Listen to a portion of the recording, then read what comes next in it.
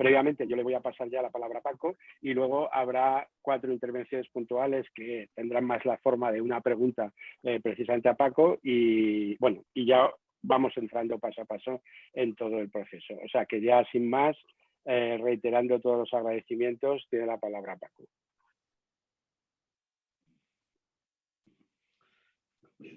Bueno, el agradecimiento es mutuo contigo. Tú me hiciste escritor porque fue idea tuya, el primer libro de Gestalt fue iniciativa tuya. No se me había ocurrido escribir sobre el asunto y tú me lo pediste y a partir de ahí surgió una colaboración que todavía dura y de la que estoy muy contento. Así que también gracias a ti y agradecido a que haya hoy tanta gente queriendo escuchar la historia de esta última criatura que la siento como bienvenida al mundo, como que ha tenido un buen parto, un buen nacimiento, que la gente que lo está viendo me están devolviendo cosas muy buenas del libro, así que también estoy encantado de cómo se ha recibido. No sé si me vais a hacer preguntas vosotros o queréis que yo cuente algo o cómo va a ser la cosa. Pues no. Yo creo que mejor sería que empezaras tú, aunque sea breve, Vale. Paco, y Vale. luego tiran haciendo preguntas que yo los iré presentando, pero quizá a lo mejor una pequeña introducción previa tuya. Vale. Bueno, a ver, este libro ha sido fruto del confinamiento, en el sentido de que ha coincidido el tiempo de estar sin podernos mover para que definitivamente me pusiera ello. Lo tenía un poco más como proyecto que empezado realmente, pero sí con la idea de, bueno, tendré un día que escribir sobre esto, en el sentido de que me parecía que era de las últimas, digamos, métodos o cosas de las que yo he ido haciendo que también quería dejar constancia por escrito en la medida en que ya no lo imparto. Hace ya como unos 6 o 7 años que dejé de hacerlo, se lo delegué a Mos Vázquez, que se formó conmigo durante mucho tiempo para heredar este taller. Así que desde que no lo hago siempre estaba la idea de lo que me falta es dejarlo escrito sobre papel como una especie como de eso, como legado, como de testimonio de una tarea. Así que el confinamiento fue la ocasión, como ahora, cuando nunca mejor que ahora, para poder ponerme en esto. Y ha sido un libro que ha salido con una facilidad pasmosa. Tardé como 5 meses en escribirlo. Obviamente era el pozo de 40, de 30 y tantos años haciéndolo, con lo cual estaba tan organizado dentro que luego el acto de ponerme sobre el papel ha sido fácil, con una fluidez de la que yo mismo me asombraba, que salía claro, que Anique lo iba leyendo, que era mi primera lectora y me iba dando el feedback de cómo lo recibía ella, también animándome que estaba claro y fluido y que se leía bien. Así que ha salido con muchísima facilidad, como una fruta que está en su momento y que cae del árbol por su peso y sin empujarla y sin tener que arrancarla. Entonces, como estoy diciendo, ahí están muchos años de experiencia. Esto fue un taller que yo empecé un poco en forma experimental, llamándolo grupo de creatividad, que era, por aquello de que era como una especie de cajón desastre donde yo podía ir metiendo pues tanto las prácticas más creativas y lo que tiene que ver más con la expresividad de la terapia Gestalt y también con todo el trabajo espiritual que entonces estaba iniciando con Claudio. Pero el encuentro con Michel Café fue realmente revelador para darle forma a esto. Lo cuento allí en el libro, fue la sensación de un traspaso de conciencia casi, como esas cosas que te caen y que sientes que eres el canal y que en ese momento te toca ser tú quien las guíes y las conduzcas. Pero fue a partir de un taller que le invitamos a hacer en Madrid, en Cipar, y en el descanso del domingo, después de un taller muy intenso y donde pasaron cosas muy significativas, en el descanso que nos habíamos quedado solos en la sala, él y yo, empezó sobre el panel de pizarra, de papel, empezó a poner el guión, el esquema de los 4 oficios, de los 4 elementos, y yo me quedé, conforme lo estaba viendo, la sensación era de estar asistiendo al mapa del tesoro y a la vez la sensación de que era algo muy familiar, como si todo eso me dijera cosas y nunca lo había oído ni lo había recibido con ese orden o de esa manera. Así que al acabar de escribir el esquema, arrancó la hoja, me la dio en la mano, no me dijo ni media palabra. Yo lo recibí como con la sensación un poco abrumada de que estaba recibiendo algo que quería decirme algo que yo no sabía entonces lo que era. Y durante mucho tiempo eso estuvo guardado, ese papel lo tenía en mi despacho, en uno de los rincones, así puesto de canto. De vez en cuando lo miraba como el recuerdo de que aquí hay algo que antes o después yo tengo que explorar. Y a partir de esos veranos ibicencos, donde hacíamos una especie de medio vacaciones, medio trabajo de conocimiento, ahí surgió la posibilidad de, bueno, si voy a trabajar con creatividad, ¿por qué no empezar a mezclar este esquema a partir de los 4 elementos, de las metáforas básicas de la tierra, el agua, el aire y el fuego, y a partir de ahí ir desarrollando más todo el trabajo de Michel que tenía que ver con los arquetipos, es decir, con 4 oficios mitológicos o con 4 personalidades, 4 arquetipos, 4 maneras de entender el viaje del héroe. Así que, por mi afición a Campbell, que siempre ha sido una de mis lecturas favoritas, le quise honrar con el título de las 4 caras del héroe, como homenaje al héroe de las 1000 caras de Campbell, y también como señalando que lo que voy a hablar es no en las múltiples manifestaciones del viaje del héroe, como Campbell las va repasando a través casi de la antropología, de la filosofía y de tantos enfoques, sino básicamente a través de los 4 componentes de lo que somos cuerpo, somos emoción, somos intelecto y somos espíritu, y cómo utilizar esos 4 aspectos como desarrollos en el sentido de que cada uno de ellos es un viaje distinto. Todos son viajes de conocimiento, pero cada uno tiene, digamos, como su ángulo particular.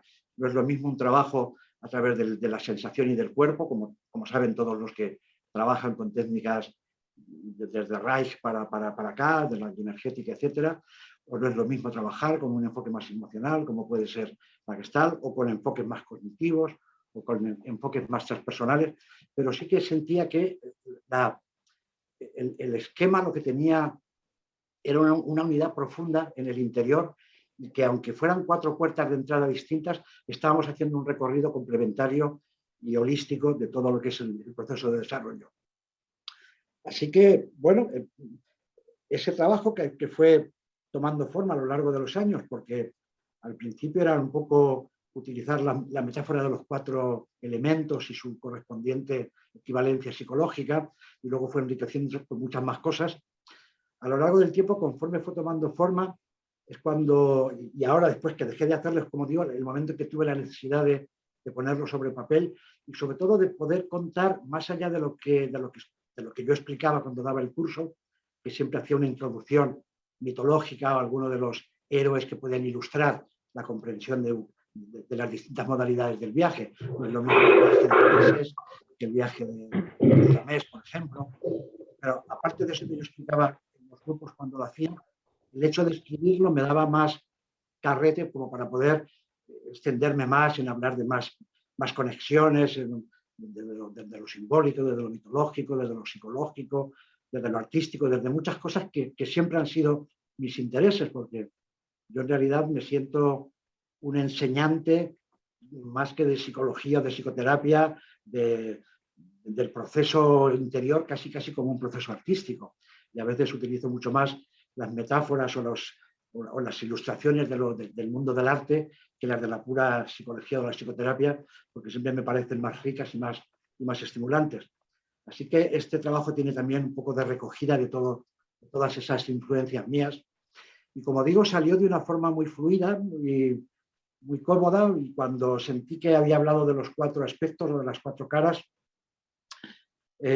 sentí que por qué no aprovechaba y también volcaba ahí lo que han sido otras actividades mías que tienen que ver con lo creativo y que completaban un poco como mi estilo de hacer. Es decir, ya había hablado de la Gestalt en un principio, había hablado de los grupos, que ha sido otra de mis grandes pasiones, había hablado de la relación con el padre, que ha sido uno de mis intereses también particulares, y también de la creatividad, que era este libro, pero que había otros ámbitos de la creatividad, como es el posgrado que yo hago con alumnos que han acabado la formación, y que hago un posgrado de creatividad sui generis, pero que básicamente es un espacio de experimentación donde a base de darles yo tareas creativas, ellos van trabajando y enseñándose a sí mismos como artistas y asombrándose también lo que descubren y de lo que llegan a crear y a mostrar, a veces de una manera muy asombrosa, donde se cumple ese axioma en el que yo creo profundamente de que todo el mundo es artista si se da el permiso de fluir y se da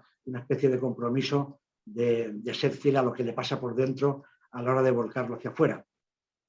Y también otro tipo de trabajo que también lo heredé de Claudio, lo aprendí con Claudio, es el trabajo de la música, es decir, escuchar la música de una manera que va más allá de lo emocional y sensorial y de la belleza en sí de la música, sino también como un acto trascendente, como una especie de guía de la meditación, como si cada música abriera también registros contemplativos que tienen que ver con tocar con aspectos de lo sublime que a veces no tienen palabras y que la música, precisamente por no utilizar las palabras, a veces ayuda a poder llegar a eso de una manera mucho más fácil. Así que dije, bueno, pues en este mismo atillo quiero que también estén un poco la narración de mi posgrado de creatividad y también del trabajo con la música y con los compositores y con las piezas que yo más he utilizado o utilizo en el trabajo interior, porque tenga especial afinidad por ellas, porque de alguna manera hayan sido también en momentos puntuales, han sido guías mías y a partir de ahí las utilizo yo también como guías para otros. Así que ahí se formó el libro, así que el título es Las cuatro caras porque es el grueso del texto, pero bueno, también están como lo que ha sido la forma en que se ha ido configurando mi posgrado de creatividad, de cómo trabajar con la gente, dándoles tareas yo y la medida en que las van haciendo, cómo eso lleva a que la gente explore aspectos de sí que no son tan usuales. Y luego también el trabajo de la música. Y eso ha sido, así se cerró el libro cuando lo acabé sentí que estaba bien. También me permitió poder plasmar toda la bibliografía, la de autores, la de libros que me han enriquecido, que me han nutrido en todo este proceso y en todos estos años, y poderlos también dejar ahí como además organizados por cada capítulo, lo que tiene que ver más con el abordaje emocional o el cognitivo o el espiritual. Y también era una sensación también de dejarlo eso ahí depositado y ahí puesto, también como una manera de dejarlo dicho. Hay algo en el libro que tiene que ver con, o que lo he visto más después al acabar que durante, pero que tiene que ver algo así como, creo que tiene algo de legado, es decir, en la medida en que ya voy trabajando cada vez menos, sí que siento que mi compromiso con el oficio, con el trabajo del conocimiento, con el trabajo de la psicoterapia, mi compromiso es que también eso quede dicho en la medida en que yo ya no lo voy haciendo, pero que quede en algún lugar para que pueda alimentar o inspirar o ilustrar a otros. Y luego también de cara a los nuevos buscadores, buscador como sinónimo del héroe, como la persona que está en un camino de autoconocimiento, como darles un poco como un contexto donde no se sientan solos. Es decir, algo así como que todo buscador sepa que ese camino que él está atravesando lo ha recorrido muchísima gente y desde los orígenes de la humanidad de esto se ha escrito, se ha dicho, se ha pensado, se ha plasmado. Es como la sensación de el camino de cada uno es muy individual, no puede ser sino así, muy individual, un poco solitario, un poco en el vacío de cada uno, pero a veces consuela mucho saber que ese camino lo han frecuentado generaciones y generaciones desde que el mundo es mundo y que todo eso ha dado lugar también a un pozo de sabiduría que está en los mitos, que está en los textos, que está en los libros sagrados, que está en el arte y que dan consuelo, que dan una sensación de acompañamiento de que uno está siguiendo un camino pisado por mucha gente. Es como hacer el camino de Santiago, pero sabiendo que lo han hecho muchísima gente antes que tú y que casi eso te ha alfombrado el piso para que tú puedas llegar más allá. Así que también eso ha sido una parte como de querer hacerlo como para dejárselo a otras generaciones y también para que quede en algún sitio y que sirva un poco de acompañamiento a los que se inicien en estos caminos, un poco más allá de la terapia, porque yo creo que la terapia tiene una finalidad más de revisión de la propia biografía, de revisión del propio carácter, de armonizar las pequeñas guerras interiores y llegar a un cierto acuerdo interior. Pero yo creo que la terapia sirve como para la primera parte de la vida, es decir, cuando uno necesita revisar cómo fue su infancia, cómo fue la relación con los padres, cómo fue la formación del carácter. Pero creo que hay una terapia de la segunda parte de la vida, una terapia del adulto, que tiene que ver más con cómo me muevo yo en el mundo. Y en el mundo los problemas son de relación, de qué me pasa con los demás y qué me pasa con mi lugar en el mundo, y qué me pasa desde ahí con los anhelos de si estoy satisfecho o no con esto que me está pasando en la vida, o hay una sed que es de otro calibre, una sed espiritual, una sed de conocimiento, de trascendencia, o de levantar un poco la mirada por encima de los problemas más cotidianos. Así que un poco también como entender que este tipo de libro también es una especie como de acompañante a los buscadores en la segunda fase de la vida, cuando ya uno sabe ya mucho de sí, o ya ha recorrido un cierto camino de conocimiento, y entonces puede como entender otras aportaciones y otros muchos viajeros y buscadores que han dejado su experiencia plasmada y que, como digo, esto ha sido mi propuesta y mi intención cuando lo estaba haciendo, aunque, como digo, he tenido más claro al acabarlo que durante. Y poco más así en cuanto a la gestión de cómo ha sido el libro. Esa ha sido la historia y poco más. Es un trabajo que toda la gente de la formación en Gestalt lo suele conocer, porque lo he hecho en muchas escuelas durante tiempo y se sigue haciendo, está en casi todos los programas de Gestalt, de todas las escuelas, con lo cual es un programa que es un taller, una experiencia que conoce mucha gente, y que desde ahí también, por lo que me están diciendo mucha gente, les ha gustado mucho volverlo a revivir a través de lo escrito, como volver a poder hacer por segunda vez el viaje de otra manera y con otro tiempo y con otro tipo de digestión. Así que en ese sentido está cumpliendo un poco su pretensión. Pues no se me ocurre mucho más de decir sobre la criatura, sobre cómo ha sido este parto. Pues Paco, yo, si me permites, como vamos sorprendentemente por delante del tiempo marcado, sí me gustaría, mencionar una cosa que a mí me gustó mucho, que es, me pareció redondo la experiencia de México, que bueno, que se la lean porque está muy bien, que es lo que abre el libro, y cómo, que es una grandísima lección, yo creo, de cómo en el viaje está, o sea, en el camino está el viaje, ¿no? Que es una de las lecturas clásicas, pero que tú haces tuya, ¿no? Eso me parece. Pero te quería pedir si querías dar unas pinceladas por el hecho de que en este libro, y eso te lo digo como editor, se da una figura muy, muy peculiar, y es, hay libros individuales, hay libros de dos autores que firman juntos, hay libros colectivos de alguien que dirige con aportaciones de distinta gente, pero este es un libro de una sola persona, que eres tú, pero que tiene un, llamémosle apéndice, muy, muy largo, es decir, que no es un simple prólogo o prefacio o epílogo o posfacio, como se quiera llamar, sino que es un capítulo entero y con su propia entidad, y que además es de alguien que es en quien tú has querido que fuera, entiendo, tu heredero de este taller, ¿no? Y que además es la característica de que sea, de que hable de la heroína, ¿no? Que es una faceta complementaria, ¿no? Entonces, por si querías comentar algo de este aspecto, que al mismo tiempo está en tu libro, pero está escrito por un tercero, ¿no? Sí, bueno, en este libro tiene mucha importancia tanto el prólogo de Alberto, porque Alberto fue una de las personas que me presentó a Michel Carcev, y él también ha trabajado mucho en la línea de Michel, con lo cual hay mucha afinidad en cosas que hemos hecho, ha habido un intercambio de inspiración mutua en talleres suyos y míos. Es que desde ahí el prólogo le tocaba a él, no sino él, una vez que no está vivo Michel, nadie sino él podría hacerlo.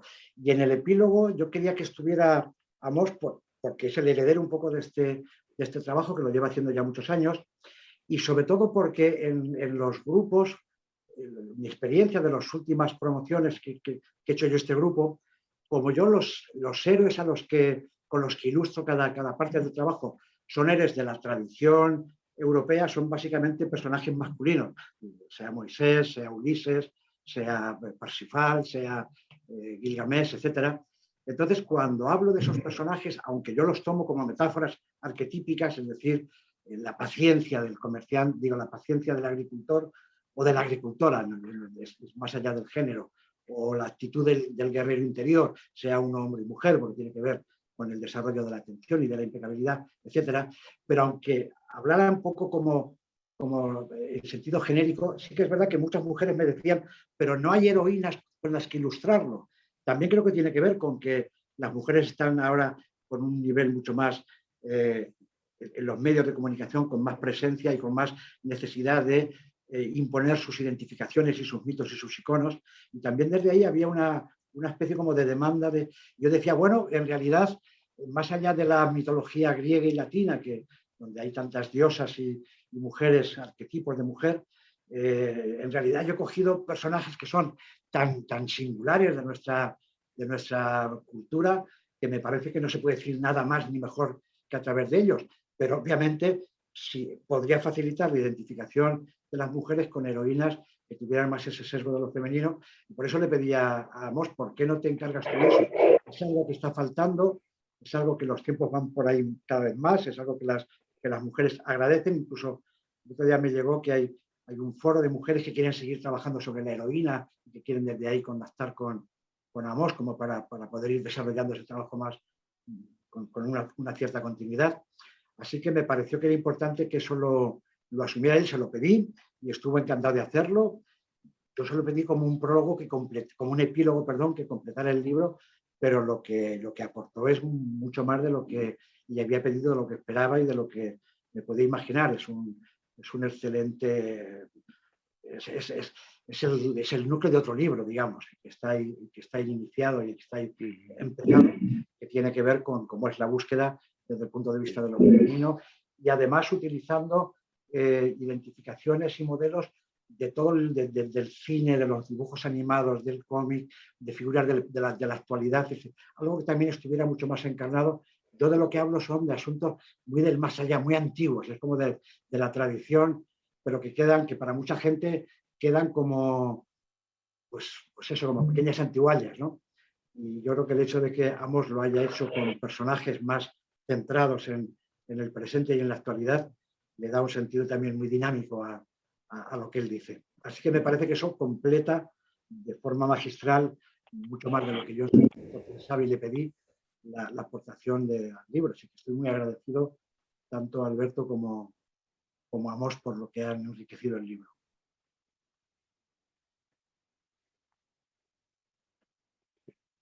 Estupendo.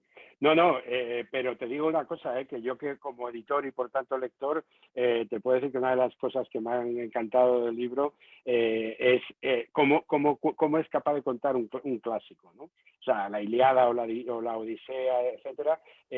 Bueno, me parece que tienes un talento especial para eso, ¿no? Porque es como sacar de una obra muy voluminosa, muy compleja y llena de historias y de aventuras y de avatares y extraer la esencia como si dijeras esto es un concentrado de zumo de naranja, pues esto es un concentrado de literatura, o sea, eso, con lo cual nada de cosas antiguas, sino al contrario, los has traído de una manera muy viva al siglo XXI, vamos, para mi gusto.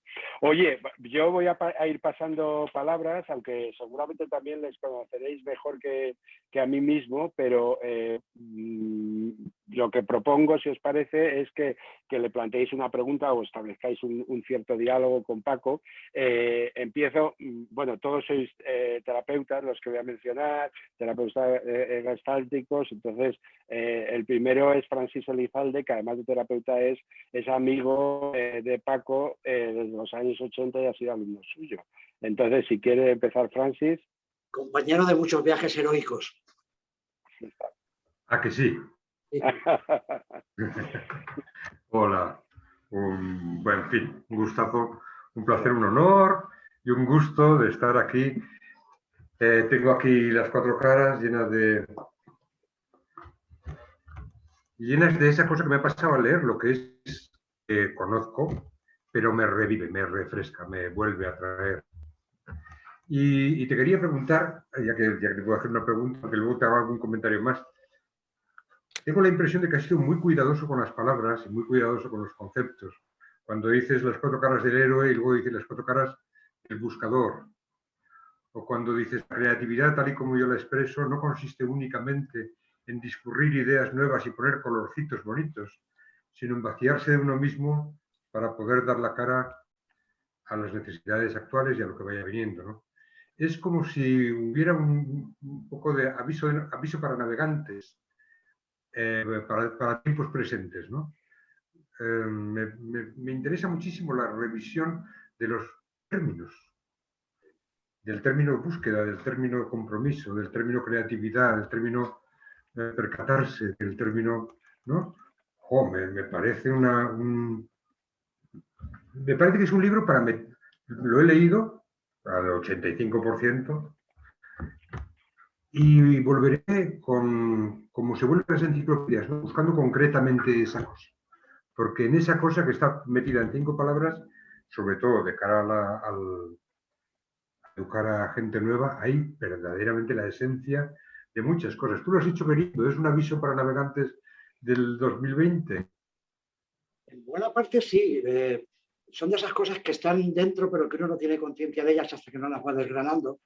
Pero sí que es verdad que, claro, el viaje del héroe es una metáfora utilizada, perenne, en fin, que está contado de 50 maneras, pero sí que me interesaba hacer la traducción de eso a tiempos de ahora, y los tiempos de ahora, y sobre todo para el público al que yo me estaba refiriendo antes, no es tanto para los pacientes, que ya es una categoría, un público, paciente, el que sufre, el que tiene una inquietud, y el que desde ahí está buscando cómo mejorar, cómo conocerse mejor, cómo pedir ayuda o a qué fuente acercarse que le nutra.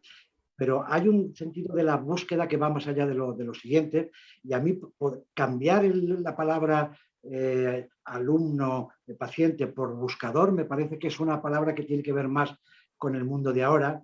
Lo que pasa es que la gente no sabe qué está buscando. Yo creo que en el mundo está más clara la idea de estar perdido o confuso, estar como en mitad del camino, pero sin saber a dónde ir. Pero yo creo que todo el mundo que está en mitad del camino, aunque no sepa dónde ir, seguramente si se para, se da cuenta de que alguna búsqueda hay. Así que nombrar eso como búsqueda y ponerle al héroe o al paciente o al alumno o a la persona con inquietudes, ponerle la palabra de buscador, me parecía importante. Y además me parece que rebaja a veces el prejuicio que puede haber a lo terapéutico, como si la búsqueda fuera una forma más artística de estar hablando de un proceso que no tiene que ver solo con el malestar, que no tiene que ver con un momento determinado de la vida, sino que vale para siempre, porque siempre hay una búsqueda de otra cosa. Cada tiempo acaba y trae otro.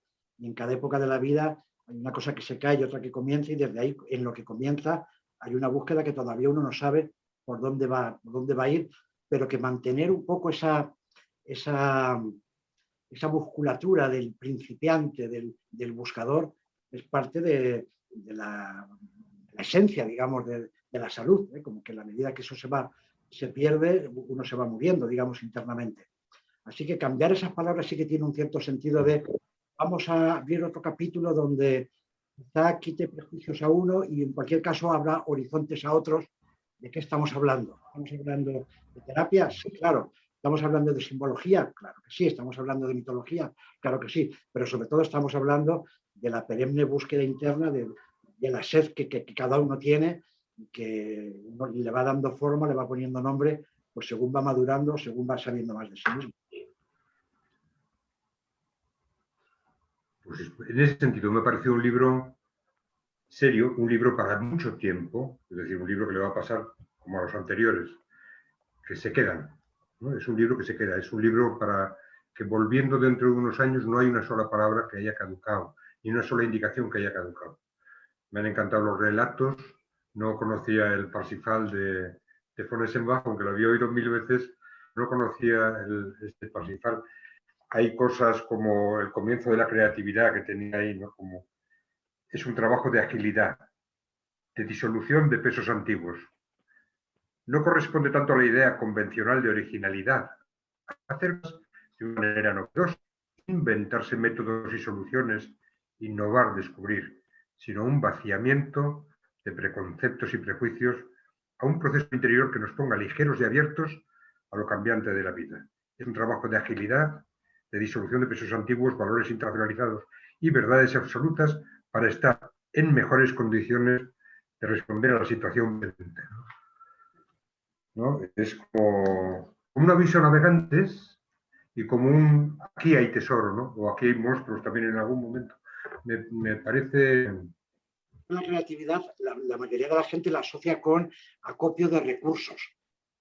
Yo precisamente lo que quería darle un sentido completamente distinto, es más bien un vaciamiento, porque es la vida cambiante la que te va proponiendo las situaciones nuevas, así que lo creativo es la posibilidad de estar tan ligero que uno pueda adaptarse a lo cambiante sin que tenga demasiados pesos, demasiadas introyectos, demasiadas cosas internas que no se lo permitan. Así que realmente para mí la creatividad es estar disponible, estar cada vez con más ligereza y desde ahí, como dice Machado, que le pille desnudo como los hijos del mar, ¿no? Como para poder darle salto a otra cosa, ¿no? Bueno, muchísimas gracias. Me acordaba de lo de círculo y centro y me acordaba de las monedas de Lichín que tienen en el centro el cuadrado y fuera el círculo o al revés, ¿no? Como digo, mira tú lo que es, cómo cierra el Paco las cosas del círculo y el cuadrado, ¿no? En esa doble obra. Nada. Paso la bola a quien diga Arfalia. Gracias, Francis. Qué buen lector. Muy bien. Ay, majo. Bueno, muchas gracias, Francis. Ahora paso yo la palabra a Montse Mendicute, que dirige el Instituto V de Terapia Gestalt en Donosti.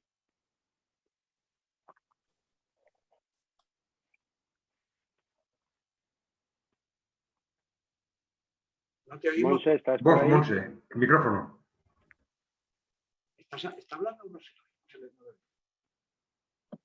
¿Ahora? Ahora sí, ahora sí. Ahora sí, Montse, ahora sí. Sí. Bueno, he aprendido mucho, Paco, de mitos y ritos. Me ha encantado ese capítulo, esa buena relación que haces, ¿verdad?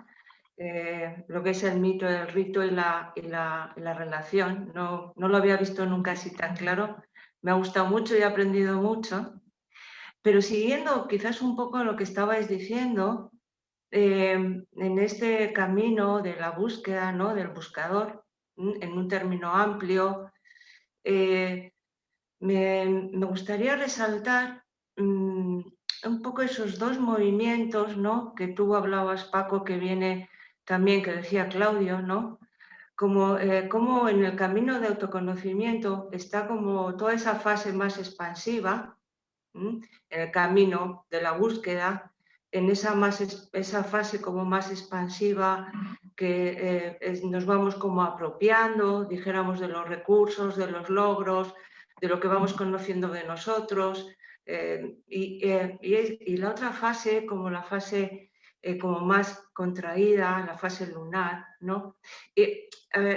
Me gustaría resaltar esto porque, bueno, también en los tiempos que vivimos, ¿no? Como a veces de un conocimiento excesivamente fácil o que lo queremos como en píldoras o que nos lo den un poquito mascado, ¿no? El poder saber que cuando uno está en esa fase más contraída es de una importancia vital porque desde ahí es cuando viene el darse cuenta, cuando viene incluso desde estados más displacenteros, ¿no? Tristeza, desilusión con uno, con la vida, ¿no?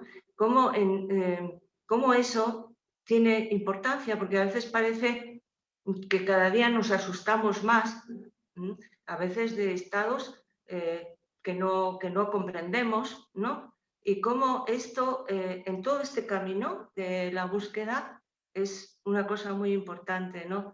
Y bueno, a ti qué te voy a decir, pero quizás lo digo también en general para la gente que nos puede estar escuchando, gente de los grupos de formación, que tienen muchas veces esos movimientos, ¿no? De una manera como muy brusca, ¿no? Que llegan a un taller y llegan bien y de repente salen de esa zona y entran en esa búsqueda de algo que no conocen todavía y que produce esos sentimientos raros, difíciles, ¿no?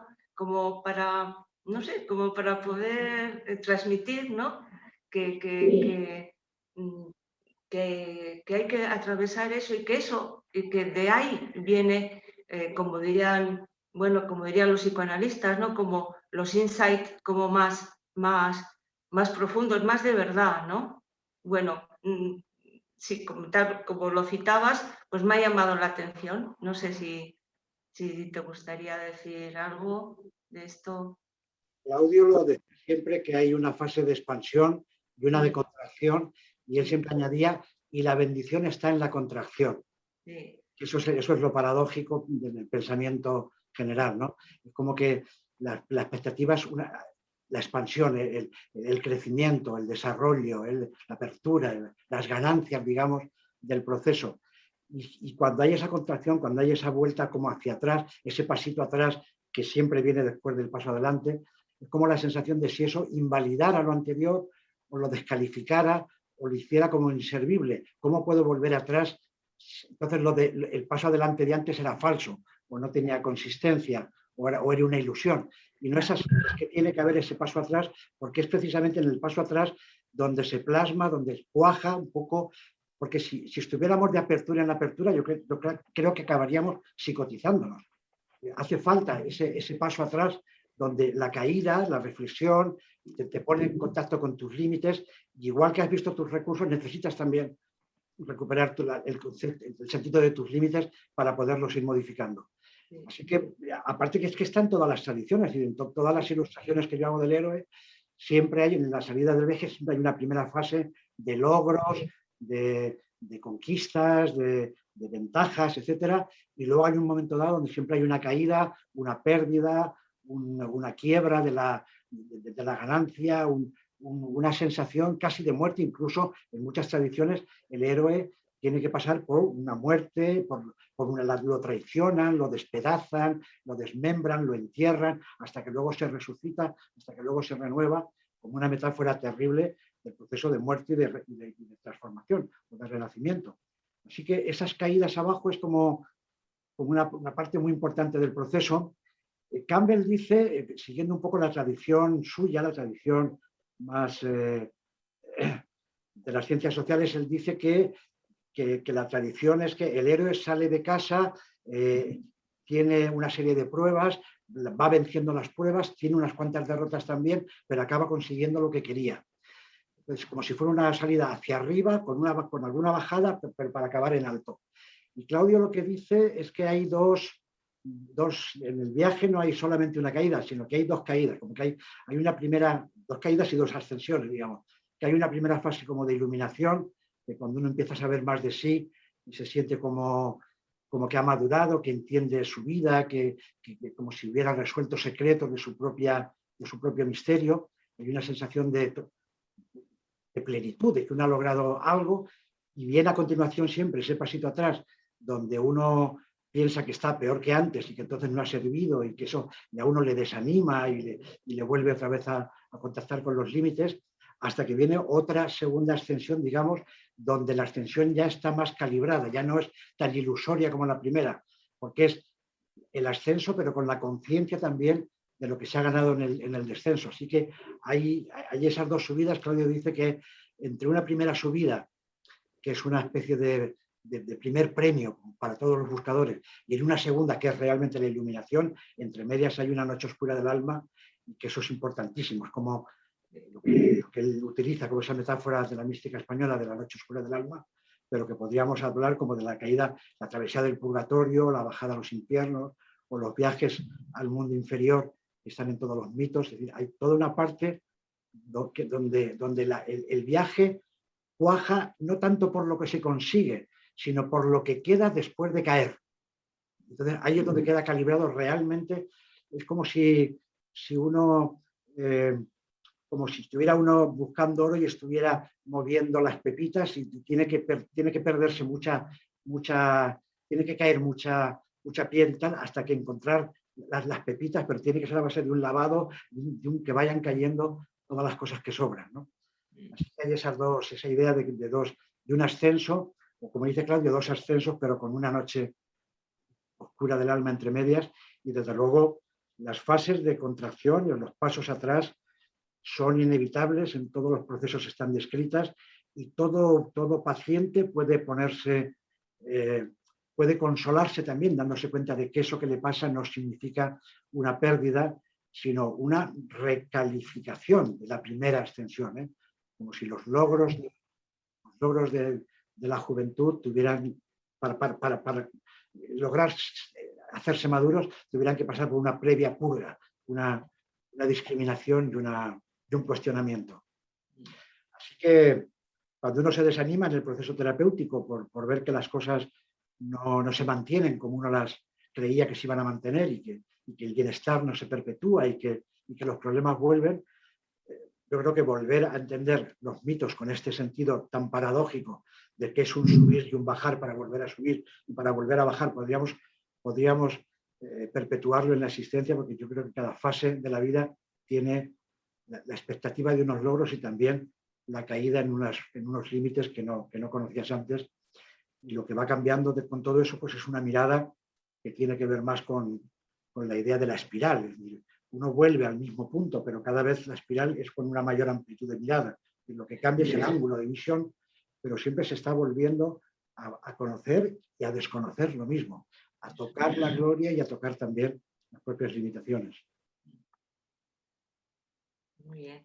Bueno, esos comentarios un poquito. Me acuerdo siempre que Antonio Asín solía decir, que yo no lo entendía en aquellos tiempos, ¿no? Era muy jovencita, solía decir, la salida está siempre por atrás. No es como que no es un asunto de ganar cada vez más hacia adelante. Eso es, sino que, bueno, había que echar para atrás, ¿no? Muy bien. Me acuerdo de esa frase de Antonio. ¿Te acuerdas? Sí, sí, sí. Bueno, hemos perdido a Ricardo, no ha debido tener algún problema con la conexión, así que seguimos, pero os doy paso a Ana, psicoterapeuta Gestalt y colaboradora que Paco llamamos en el taller de las 4 caras del héroe en Bilbao. Y te dejo, Ana. Gracias, Tania. Hola, Paco. Hola, Ana. Y hola a las demás y demás presentes. Bueno, decirte que cuando cayó el libro en mis manos, Paco, me sentí como una niña. Me recordó a cuando leía a la noche a escondidas debajo de la sábana con la linternita, ¿no? Hasta altas horas de la mañana. Y me he sentido momentos así, ávida de seguir, ¿no? Pero al mismo tiempo, como dice Francis, requiere de una lectura pausada. Y me recuerda también el libro, has hablado antes de tu legado, ¿no? Y me viene como parte de eso, ¿no? Me viene una imagen de un capitán de barco intrépido y pionero, porque ha sido pionero en muchas rutas, y que nos traes un tesoro, muchos tesoros ocultos, para que podamos ir escudriñándolos poquito a poquito, ¿no? Y creo que el libro, con la aportación de ambos, viene preñado, viene de la mano de la mujer, preñado de muchas más cosas por ir descubriendo, ¿no? Me habría gustado ir por donde ha ido Monse, me resonaba esto, ¿no? Y también me venía la inmediatez, el cómo en los procesos se pide tanta rapidez, como en esta cultura del fast food, ¿no?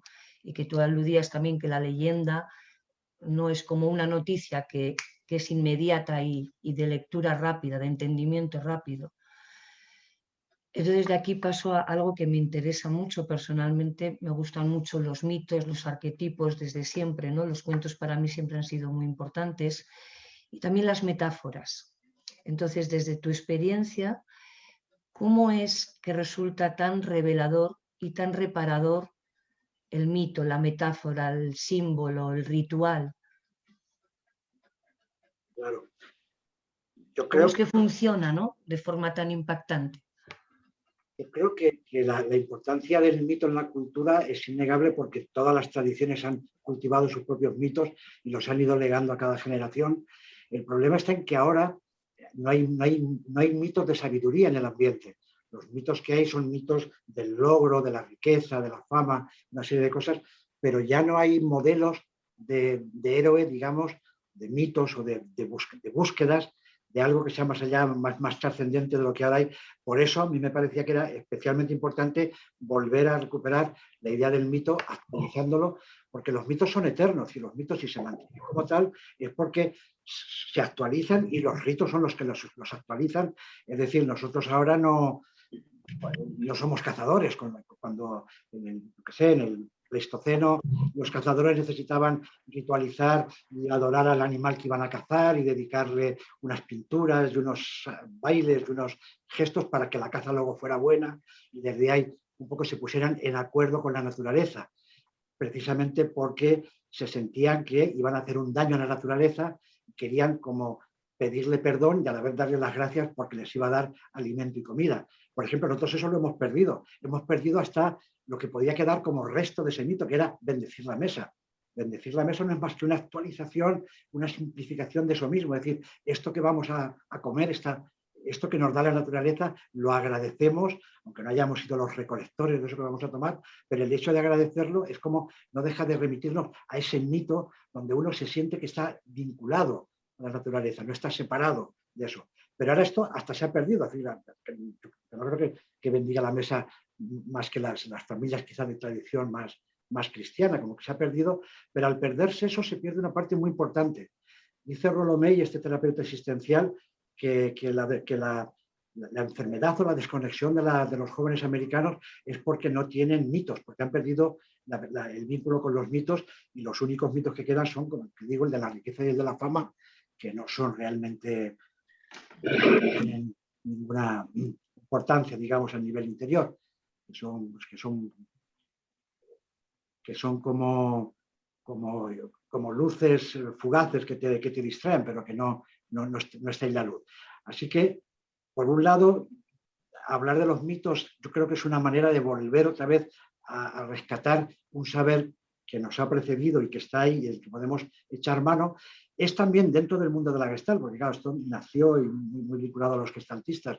Hablar de simbología y de mitos era también como rescatar algo que la Gestalt no tiene muy en cuenta. La Gestalt habla mucho de la aquí y ahora, del presente, de la experiencia puntual, de lo que está pasando, de lo que estás sintiendo, pero es que también hay muchas cosas que no están pasando en el momento, pero es que las llevamos dentro porque han pasado de generación en generación, y recuperar también ese respeto a la tradición, al introyecto bueno, digamos, aquello que te alimenta porque es un bocado que no te hace daño al estómago, sino al contrario, que te viene bien porque te enseña cosas como se las enseñaron a tu abuelo, a tu bisabuelo, y a no sé quién más anteriormente. Entonces, poder recuperar la tradición en un enfoque tan del presente como la Gestalt, me parecía que era necesario, pero también en la cultura. Hoy día no hay mitos. Bueno, lo que se llaman mitos hoy día son, idealizaciones de búsqueda de ciertos logros y demás, pero no hay un sentido profundo de la mitología. Es decir, yo qué sé, por ejemplo, la concepción de la pareja ahora mismo no tiene que ver con ese sentido mitológico que viene de Platón para acá, donde dice, bueno, nacimos como una unidad, pero al caer en la tierra nos separaron, hemos caído a la tierra separados, y en la tierra uno tiene que buscar su otra mitad hasta que la encuentra y entonces se completa. Entonces, esa idea del matrimonio, de la pareja, como la completud de una unidad, pero que estaba separada hasta que se restaura, no tiene nada que ver con la idea del ligue o de la manera en que se entiende ahora el amor o el emparejamiento. Entonces, claro, me parece que está muy bien que los tiempos cambien y que las cosas se hagan mucho más accesibles, pero también hay una pérdida de un sentido profundo y un sentido trascendente de las cosas, y me parece que volverlo a recordar no está nada mal, aunque no sea igual muy popular o aunque no esté, digamos, en la moda, pero sí que a mí me parece importante. Me parece importante porque la vida está llena, en cada fase, por ejemplo, en cada fase de la vida. Antes había la primera comunión, es una manera de marcar la salida de la infancia y la pasada a la adolescencia. pero ahora se ha convertido quizá en una fiesta demasiado social simplemente y ha perdido ese sentido profundo que tenía. La mili era antes un rito de pasaje, donde se indicaba que salías de la juventud y pasabas al estado adulto. La sociedad ya te consideraba una persona hecha y derecha. Entonces, había ese rito que era la mili, que también ha desaparecido. Entonces, ¿cómo los jóvenes de ahora tienen conciencia de las etapas que van quemando? Por tener coche, antes de tenerlo es una fase y teniendo coche es otra. Pues sí, claro, de alguna manera tiene que ver con esto, pero no es lo mismo, no hay la profundidad, no hay como la celebración, no hay como darle un tiempo, una reflexión de cambio de etapas. Pasamos a otra cosa. Tener trabajo, empezar a desarrollarse profesionalmente es un paso muy importante en la vida de cualquier adulto. Hasta que no empiezas a producir, no estás realmente madurando, no estás siendo autónomo, independiente en lo social. Entonces es muy importante ese paso de estudiante a profesional. Es un paso que tampoco está ritualizado y que merecería una ritualización, un festejo simplemente, pero es que es importante que cada una de las fases de la vida que traen sus cambios de conciencia tuvieran también un rito que acostumbre o que nos ayude, porque claro, cuando hay un cambio de conciencia estás en una cosa más desconocida, más incierta, y los mitos ayudan a ubicarte en eso nuevo. Es como si te dijeran, bueno, no sabes cómo va a ser tu casa nueva, ni cómo va a ser la vida que tengas en ella, pero si la bendecimos, o si hacemos un rito de ocupación de la casa, pues estamos preparándonos para que algo bueno pueda ocurrir ahí, o para apropiárnosla más. Y a lo mejor simplemente lo que uno hace, ni siquiera con sentido de rito, es pintarla, pero eso es un rito. Darle una mano de pintura cuando la vas a ocupar tú indica que la apropias. Y todos esos ritos son importantísimos, pero que están en la cultura, ahora están como hechos o como actos que se hacen, pero que no tienen un sentido trascendente, y eso hace que la concepción de la vida sea un poquito lineal, sea como que se trata de estudiar y prepararte para un día ser productivo y rico y poco más, ¿no? Sin embargo, cada época de la vida va teniendo un abandonar algo y un incluirse en algo nuevo, y algún bautismo, algún rito, alguna iniciación uno necesita en esos ritos de pasaje, porque son pasajes a lo desconocido. Y eso se ha perdido en buena manera. Así que para mí recuperar la mitología tiene que ver con todo esto también. Cómo darle un sentido profundo, darle un sentido espiritual. Cuando digo espiritual no quiere decir religioso, sino espiritual, en sentido trascendente a cada uno de los cambios de la vida. Y si perdemos esto, perdemos una parte muy importante de la sabiduría, de la sabiduría recibida y del propio desarrollo del autoconocimiento, de la propia sabiduría interior. Así que recuperar el mito para mí tiene que ver con todo eso.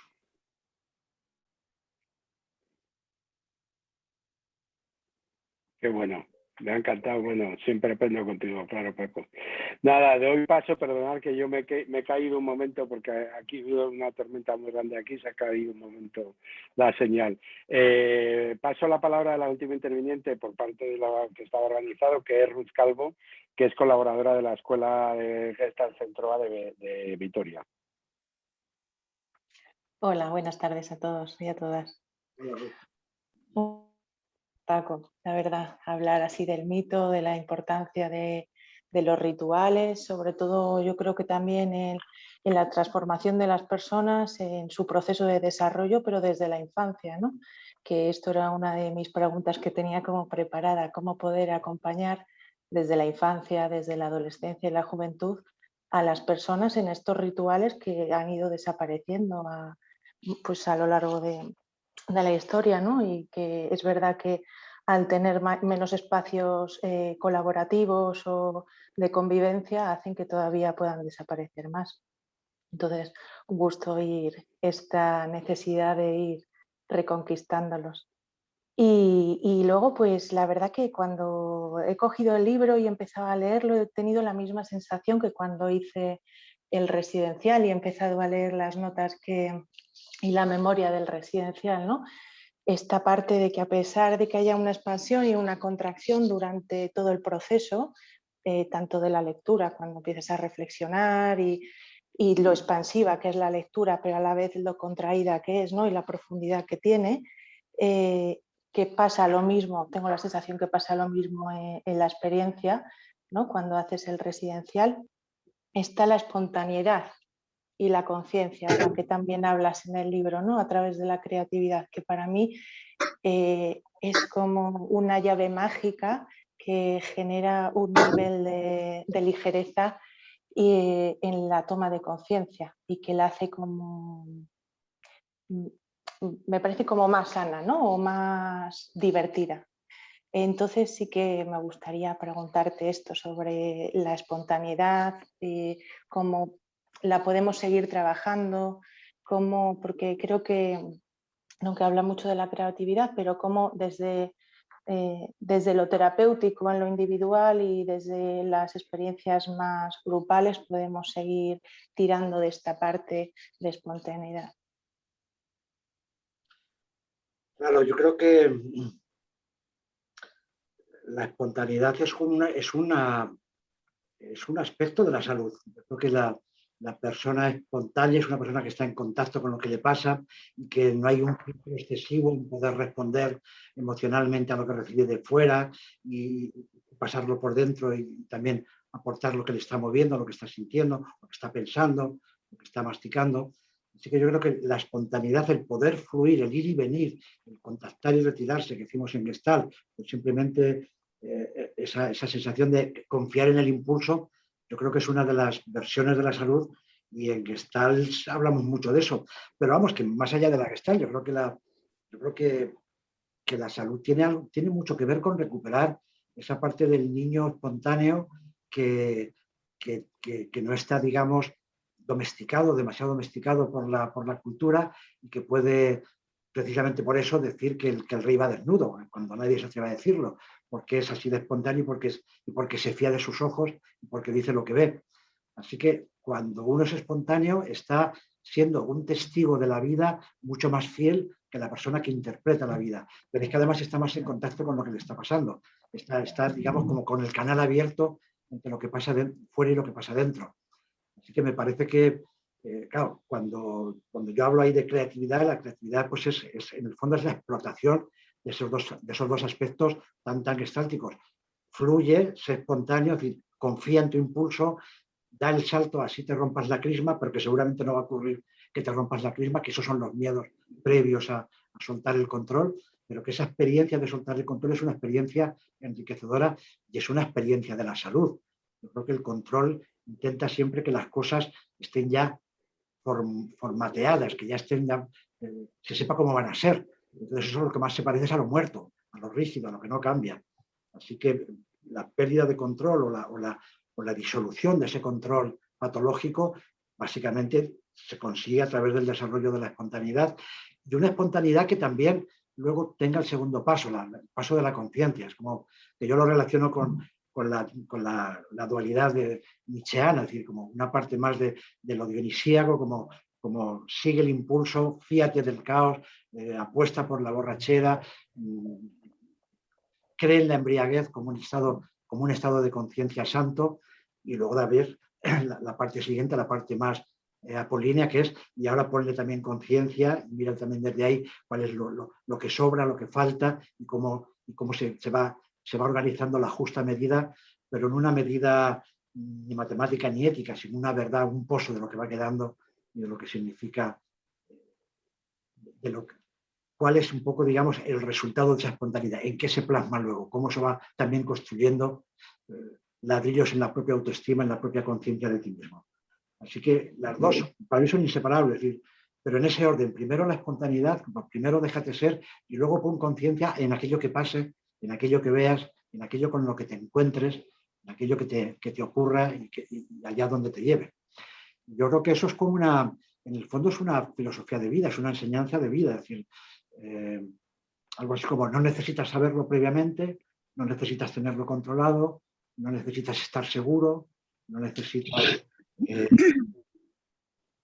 unas garantías máximas, sino que hay toda una fase de tanteo en la vida que los niños la tienen muy clara porque es su medio de desarrollo, Los niños tantean y juegan y desde ahí aprenden, pero que los adultos hemos perdido y que urge recuperarlo. Así que para mí ser creativo es eso, tiene que ver con estar vaciado para precisamente poder adaptarte y fluir con lo que viene de nuevas, y eso supone confiar, dejarse llevar, como esa cosa que decimos en Gestalt, de fíate de la corriente que tiene su dirección, y en el fondo es una actitud muy taoísta, es una filosofía muy taoísta que está en la base, y el Tao es como la primera religión, la religión de la salud, digamos, es la primera formulación de la salud. Pues las cosas son como son, y ya está.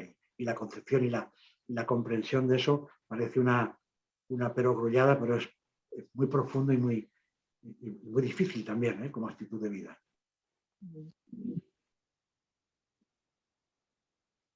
Qué bueno. Bueno, pues si queréis aprovechar que tenéis a Paco presente impartiendo doctrina, pues este es el momento si tenéis preguntas a través del chat, como os decía, o no sé, que nos diga Tania que ha llevado el control, porque como yo me he desconectado un momento, he perdido lo que había de antes. Bueno, yo no sé si queréis aprovechar los participantes, si tenéis algo más que comentar, y mientras tanto invitar al que quiera hacer una pregunta, si la quiere lanzar a través del chat, la recogemos y responderemos 10 minutitos más que tenemos. No sé si... Sí. Francis, yo creo que me ha dado la sensación de que antes has quedado con ganas de decir algo. No sé. Feli está levantando la mano. Adelante, de charlar, Feli. Pero mira, Feli, yo con ganas de charlar muchas horas. Muchas horas. Feli, necesitas abrir el audio, porque lo tienes cerrado.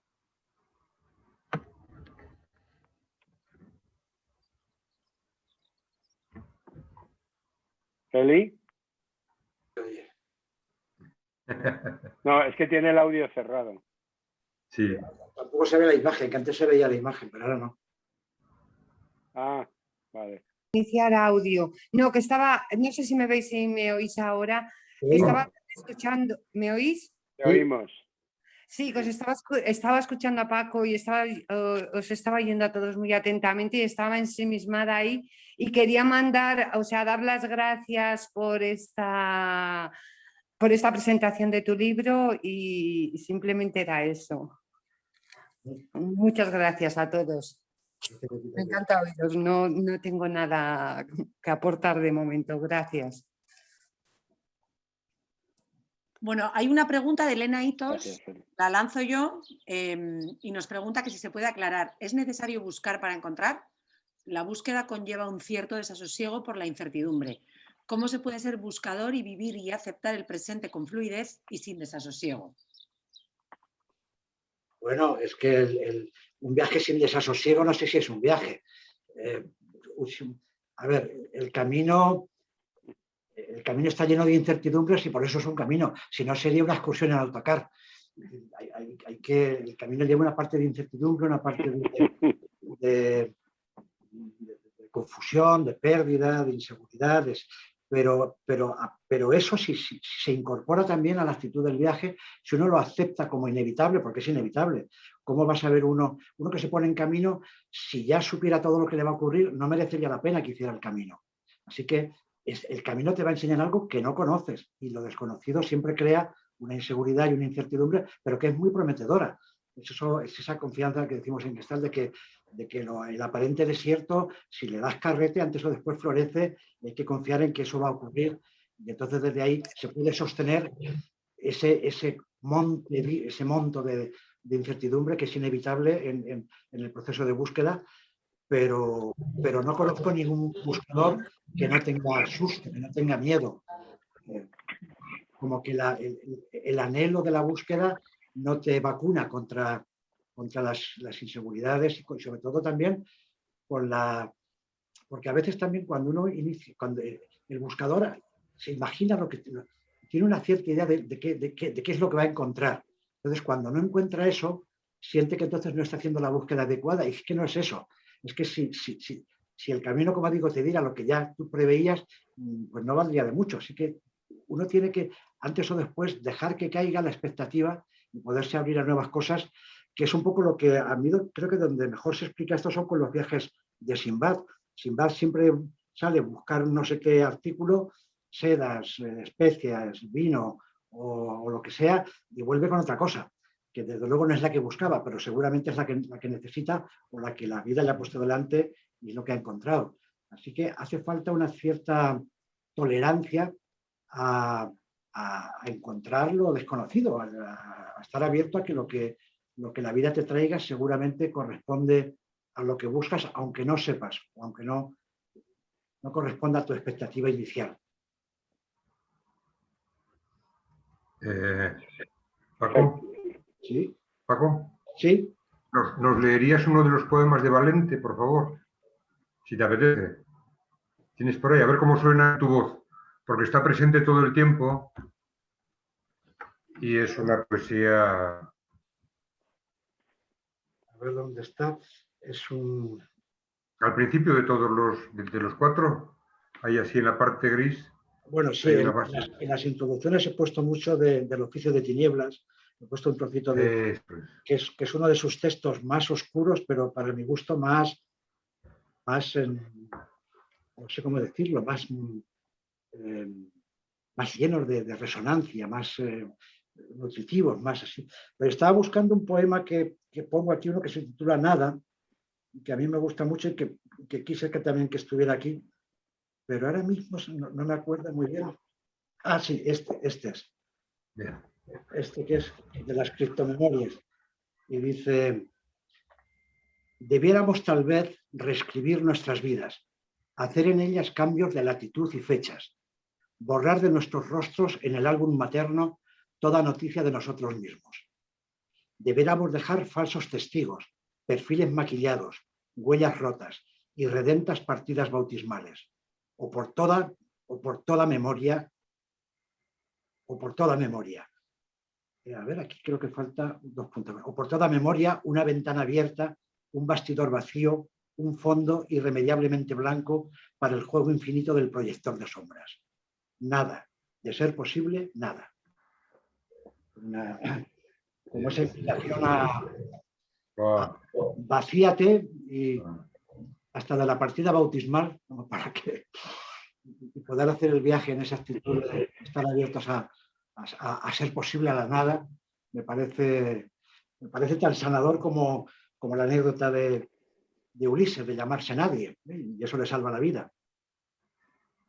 Leí el otro día un librito del Mudejarillo, que es una maravilla, sobre la vida de San Juan de la Cruz, y le está explicando San Juan, que es un mudejarillo, un medio moro, a un hermano, nada, ni la N, ni la A, ni la D, ni la A. Suena como resuena con esa, ¿eh? Joder. Valente iba a venir yo le invité a uno permitirme que... ¿Sí? ¿Iba a venir Valente?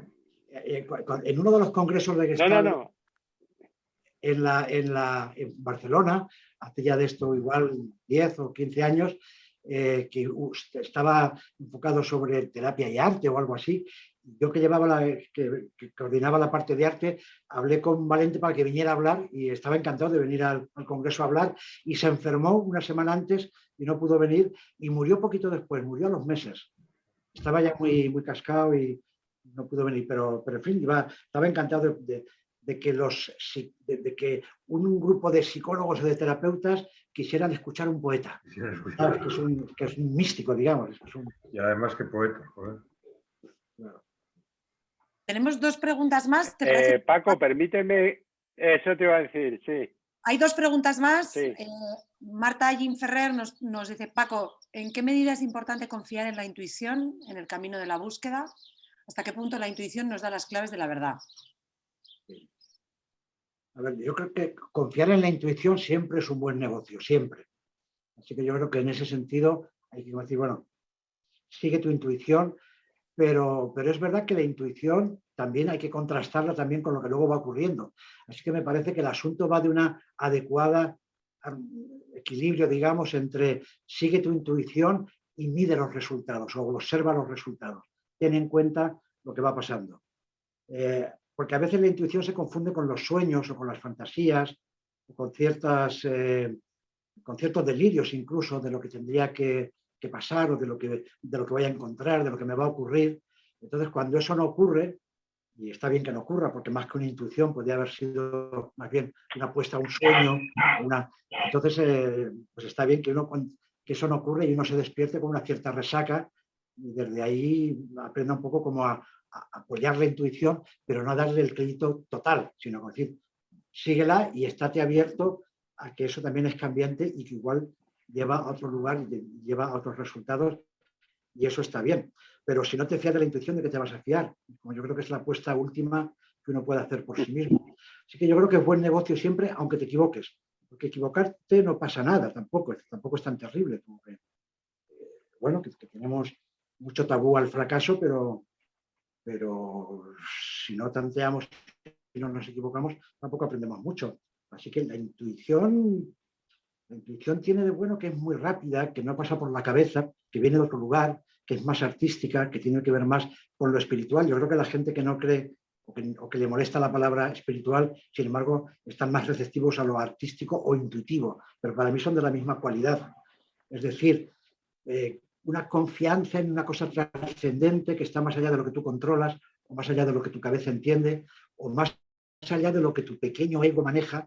Y entonces, bueno, fiarte de eso y darle crédito me parece que es una apuesta siempre prometedora.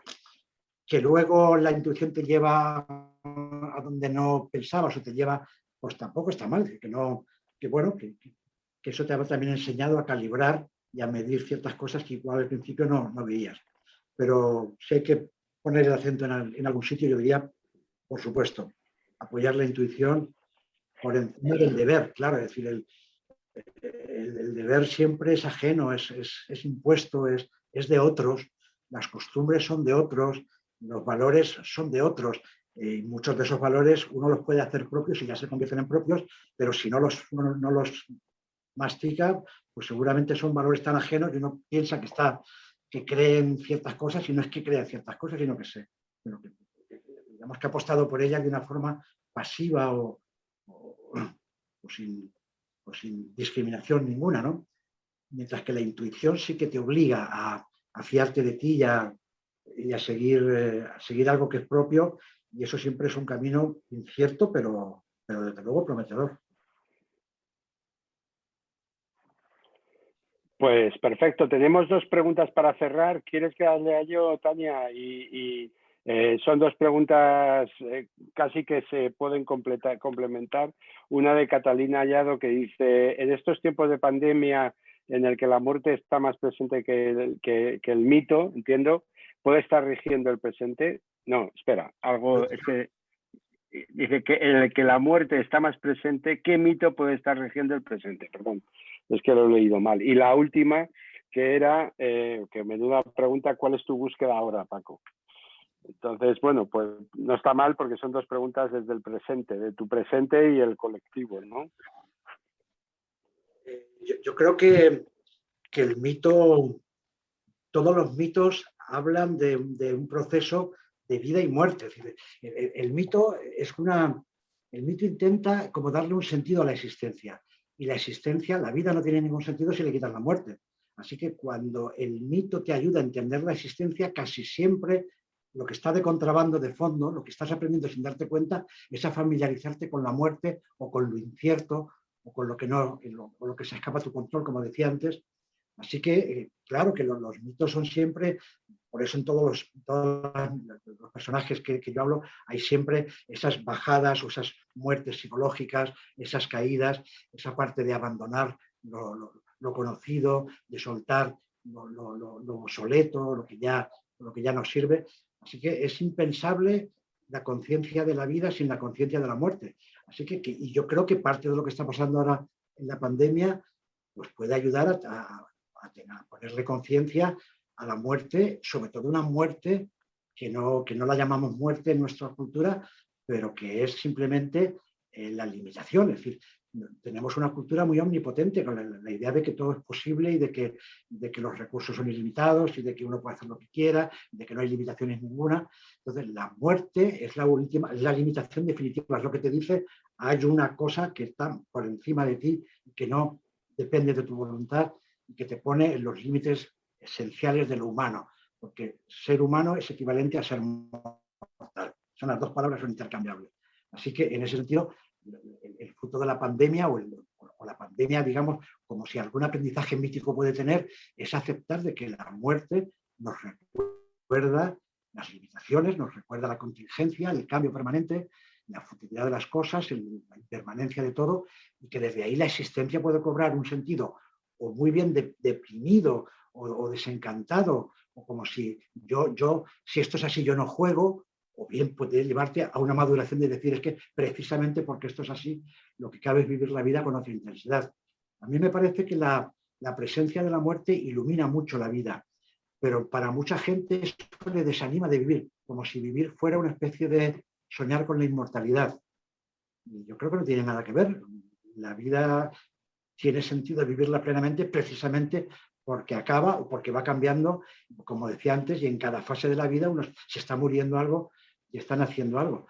Así que si algún mito cabría en esta época es cualquiera de los mitos que tienen que ver con el momento de la caída.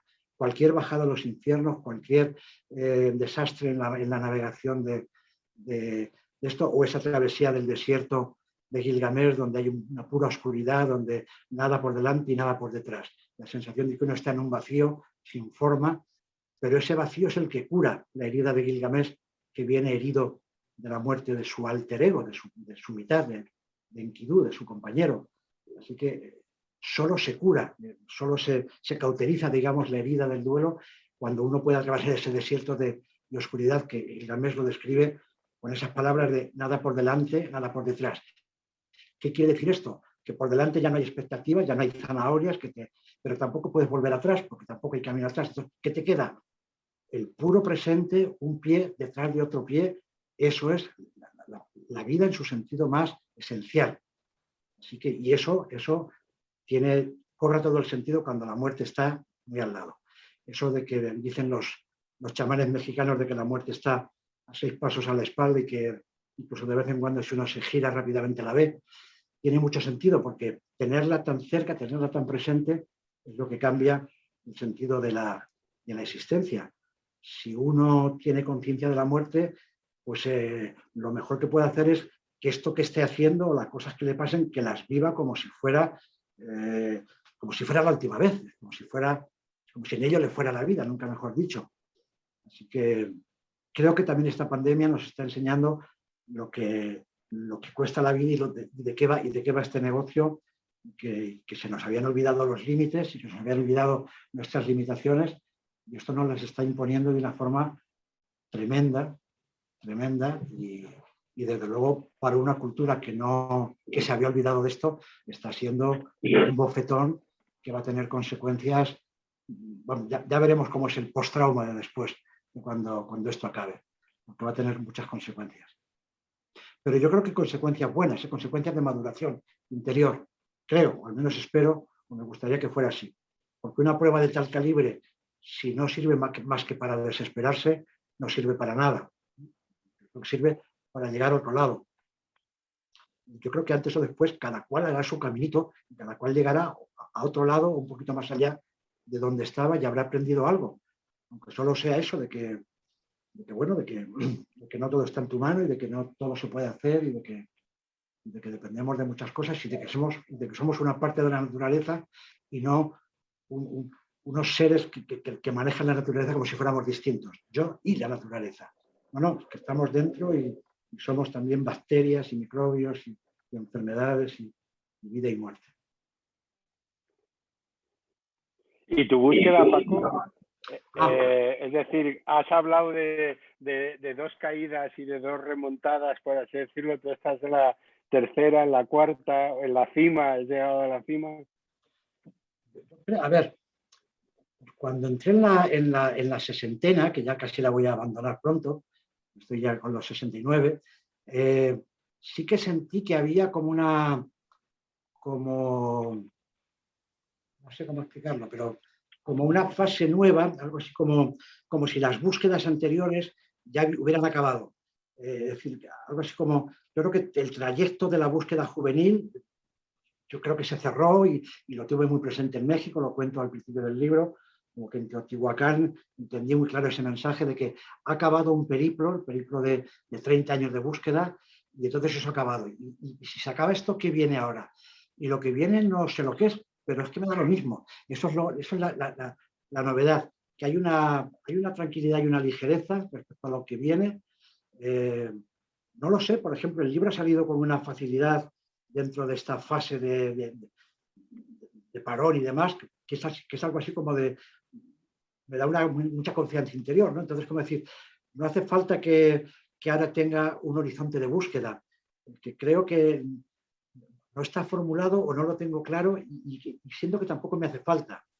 Si le pongo palabras grandiosas, pues el horizonte último sería pues la vida que me quede, que la viva bien y que me ayude a alguien morir.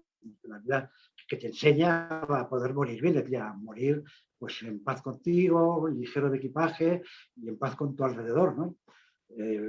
Sí, puesto así como, pero es más un anhelo, un deseo que una búsqueda. Eso no se puede buscar. Eso viene o no viene, o tocará como toque, o tocará otra prueba que no es esa. Así que eso no se puede buscar. Así que si hablamos de búsqueda como una intencionalidad, por primera vez en mi vida no tengo ninguna intencionalidad y eso me da una ligereza muy particular. Es muy liberador, me rejuvenece. Si me quitara pesos. Sí, bueno. Sí. Bueno, pues hay muchísimas intervenciones dándote las gracias fundamentalmente por tu sabiduría, que yo me incorporo a ese agradecimiento y por partida doble y nada, y gracias a todos por asistir y sobre todo a Paco por habernos dedicado estas palabras. Muchas gracias a vosotros por las preguntas y por la atención y nada, ahí seguimos en contacto a través de los libros. Claro que sí, muy bien. Pues nada, gracias Tania. Nos vemos también en el camino y todos. Adiós a todos. Adiós.